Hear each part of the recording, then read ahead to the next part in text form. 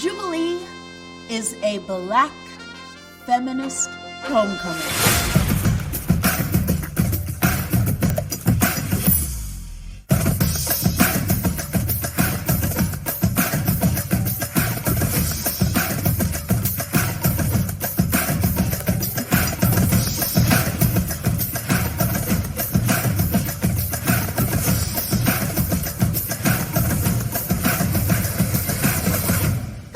Y'all. Hey y'all, I'm Aeon. And I'm the Lioness. And you're listening to Box number 512 podcast. Grown Black Trans Woman Talk. Changing your world one conversation at a time. The show begins now.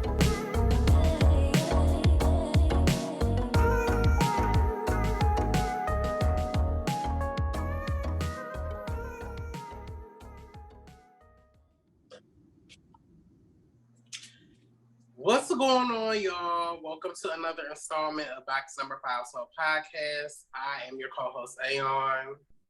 And I'm the Lioness. How y'all feeling? Bitch, I'm tired again. I'm gonna just keep it real with y'all. I'm kind of sick this week. I guess I'll go for some updates. I'm kind of sick this week. I'm having a mild sinus infection or whatever, but it kind of came out of nowhere because this past weekend, like, I was feeling fab. I went to the pool on Sunday and I was skinning out by the pool. And then the very next day, that Monday, is when my symptoms started. So trying to get over that. But other than that, nothing much has really changed since between this now and last week. I'm trying to remember what I did last week, which I don't. The days and the weeks are starting to run into each other. I know this weekend I'm doing a staycation. I'm going to a nice hotel in the DMV area just to get out of my apartment and just to trick my mind into thinking that I'm traveling. I normally would travel somewhere, but with the airline, the airlines are still canceling. The airlines are still canceling a lot of flights. And also what I'm noticing flying out of DC, there are not as many like direct flights to places that I would want to go visit. Like, I was looking at trips to Houston, trips to like LA, or even trips to Vegas. And I don't know if that has anything to do with just the whole downturn of the airline industry and them not having enough labor. But it's hard to get plane somewhere and it's like a direct flight. Like, they're talking about like 10 and 12 hour layovers, honey. And that defeats the purpose of buying a plane ticket. So yeah, I'm just gonna do a staycation just to stay somewhere local and just lay my head on some fancy hotel sheets and pillows and just enjoy myself for the weekend. Nothing's really going on with me, not really dating anybody. The people that I was excited about, they haven't been consistent, so they have been blocked. Just key word of advice, just for dating in general, but especially for me, don't say that you're going to do something and you're not going to follow through. Because now my tactic is when you give that set, when you're like, first of all, I'm not really that excited for anybody to take me out because I can take myself out. But if you put it on a plate, now there's this expectation that you follow through.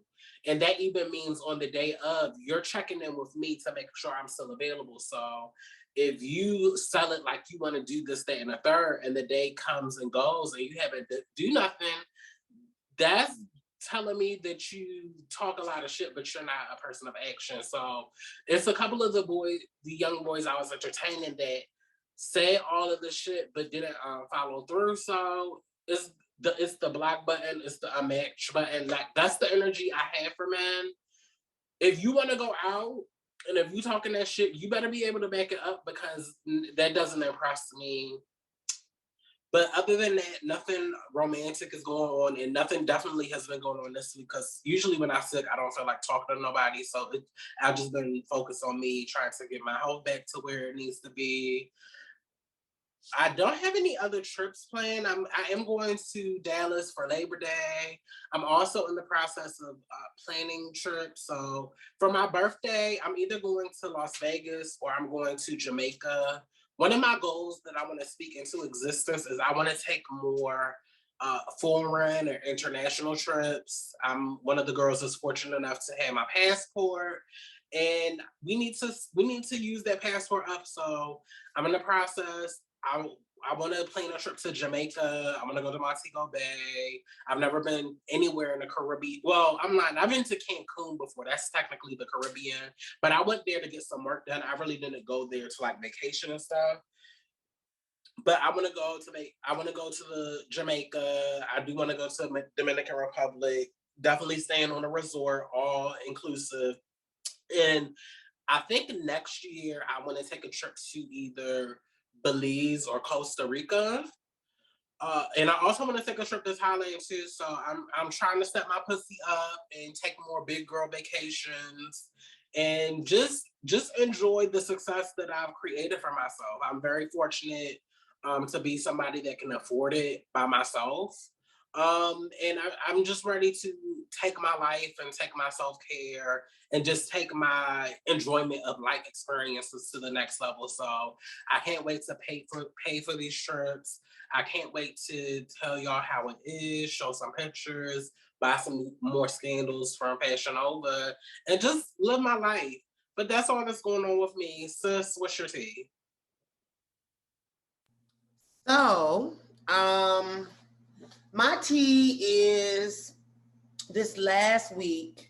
You know how? Okay, so I'm one of those people, and I like to use the term neurodivergent. I have ADHD, and so this last week I found myself trying to be biting off more than I can chew memory wise, and so then feeling like I could never really catch up to myself. And I'm very hard on myself when I have these moments because I try to be that girl that tries to remember things. And there are people out there that will say, for those of us that have ADHD, there are people out there who will tell you all the time, well, you need to create systems. You need to use your calendar. You need to do all of these things. And all of those are probably very effective for neuroatypical people. But even with all of the best planning, I sometimes can be, I could at time can get away from me, possibly because I'm obsessing about whatever I'm doing, or I've overextended myself to a friend or a loved one, and they're not respecting my time. And I've been so I'm very hard on myself when that happens. So this past weekend, there's been a lot going on. I have a new position with my sorority I've discussed. I have a fellowship that I'm a part of, and I've been having meetings with folk around some more funding, and I am also doing a consultancy, help and support a business develop their programming. One of the nonprofits develop their programming. On top of that, there's just a lot going on, and I'm at the place where today I needed a certain energy, and I was able to get it. But before we get into today, I feel like yesterday I was able to spend some time with Black trans women, and I forgot how powerful it is to be around your sisters. During COVID, I kind of got, I'm naturally an introvert, but then COVID reinforced those feelings of wanting to isolate. I have social anxiety and I take medication for that as well. And so then COVID fell right into me. It fell right into my natural proclivity to stay at home, to be by myself, to not want to be bothered. And yesterday, my good girlfriend, Toya, came and got me. Shout out to you, Toya. I love you. I love you. She's married to my wonderful brother-in-law, Quentin. They just got married in St. Lucia, I think week before last. Week before last. And they had a dinner here in Atlanta, and I was privileged to go to that. And I think I gave that as an update on here before. But it took me over to another of my girlfriend's house who was cooking food, and her new wonderful boo was there. Shout out to you, Raquel. Her wonderful boo was there, and it was just kind of like, and then she had another friend that was over, and so just being in the company of these trans women just was so restorative. And I lost track of time and all of that over there, but it was necessary. And I miss my sisters, and I miss my trans mothers. And I missed people that I could just regularly just go over to their house and just have a key and us have a good old country time. And so it made me feel very nostalgic. And so I woke up this morning feeling good, but feeling a little depressed because I was like, damn, like the world is shutting back down again. And that might be my last little hang for a while. And, it's just so much going on. And I'm, oh, shout out to my mother-in-law. Today is her birthday. Yes, today's her birthday, and I'm very happy that she made it another year.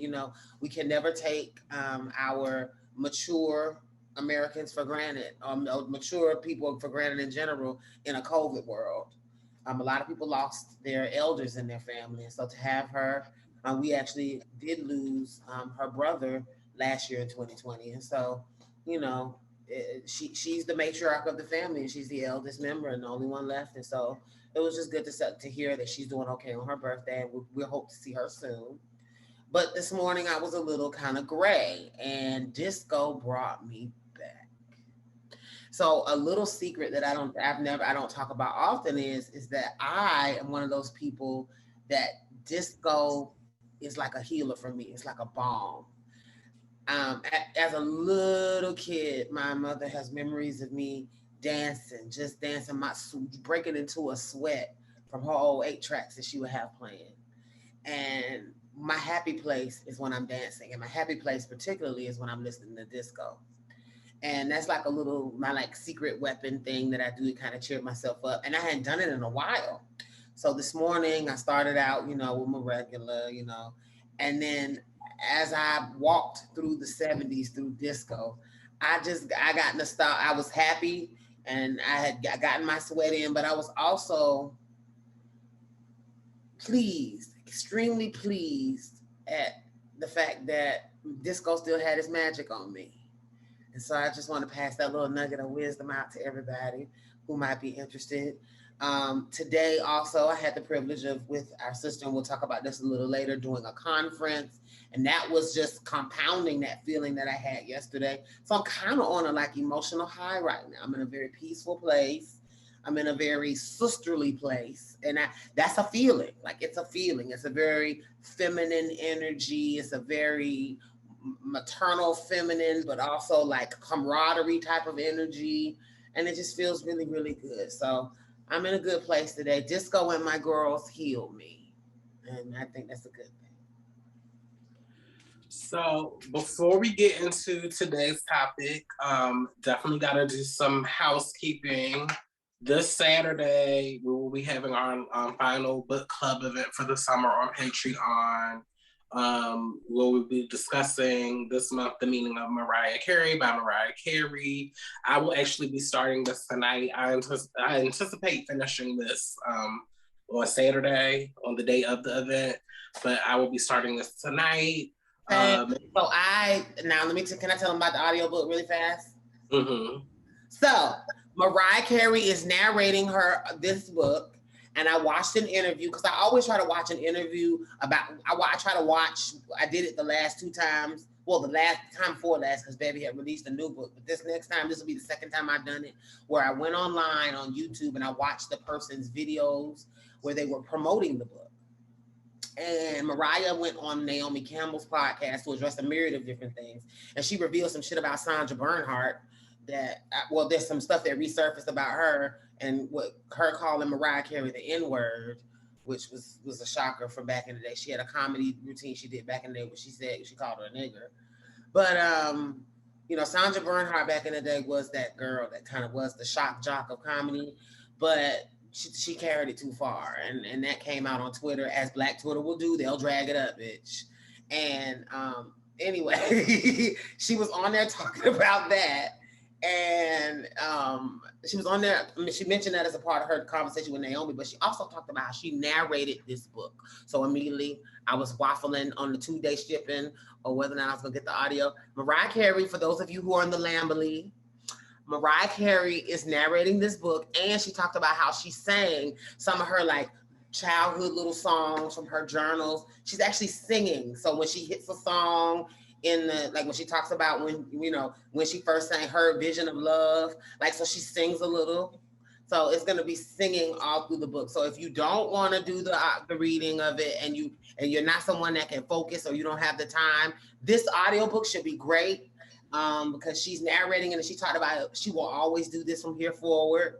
And because she just loved the experience of singing and talking and telling her story with her own mouth. So it was just dope, y'all. So if you want to check it out, it's The Meaning of Mariah, and you can get it on Audible. And she's narrating the Audible book. Yeah, so make sure you guys participate so you can be a part of the conversation this Saturday at 8 p.m. Any other housekeeping? No, that's the main thing. Keep on interacting with us on social media, particularly. One more housekeeping. Can we announce our hiatus? Well, we'll still have episodes coming out. Right. Well, there's a hiatus coming, guys. So just so you know, but yeah, we'll still have episodes coming out, but they won't. We won't let you know the magic behind the scenes. But yeah. Thank you for listening to another episode of Box Number 512 Podcast, Grown Black Trans Women Talk.